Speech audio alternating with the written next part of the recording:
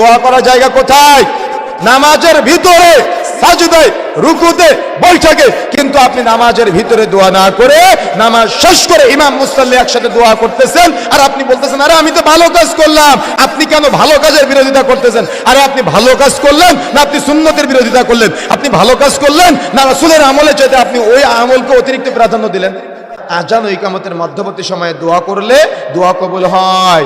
ইকামত হয়ে গেল, তাকবীরে তাহরিমা বেঁধে বুকে হাত বাঁধলেন, সানা পাঠ করলেন, সানা পাঠের পরে সূরা ফাতিহা পাঠের আগে দোয়া করলে দোয়া কবুল হয়। রুকুতে যাবেন, রুকুতে যাওয়ার আগে দোয়া করলে দোয়া কবুল হয়। রুকুতে গিয়ে রুকুর নির্দিষ্ট দোয়া পাঠের পরে দোয়া করলে দোয়া কবুল হয়। রুকু থেকে উঠলেন, উঠার পরে নির্দিষ্ট দোয়া পাঠের পরে দোয়া করলে দোয়া কবুল হয়। বৈঠকে বসে বা সাজদায় গিয়ে আপনি নির্দিষ্ট দোয়া পাঠের পরে, এ সাজদা হলো দোয়া করারই জায়গা।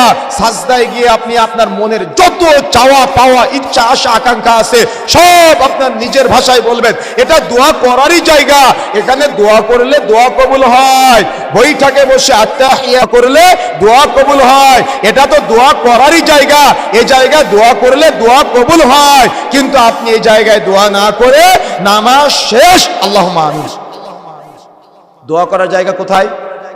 কথা বলতেছেন না কেন? দোয়া করার জায়গা কোথায়? নামাজের ভিতরে, সাজদায়, রুকুতে, বৈঠকে। কিন্তু আপনি নামাজের ভিতরে দোয়া না করে নামাজ শেষ করে ইমাম মুসাল্লি একসাথে দোয়া করতেছেন, আর আপনি বলতেছেন আরে আমি তো ভালো কাজ করলাম। আপনি কেন ভালো কাজের বিরোধিতা করতেছেন? আরে আপনি ভালো কাজ করলেন না আপনি সুন্নতের বিরোধিতা করলেন? আপনি ভালো কাজ করলেন না রাসূলের আমলে চাইতে আপনি ওই আমলকে অতিরিক্ত প্রাধান্য দিলেন? আল্লাহ রাসূলের আমল দেখাতে পারবেন?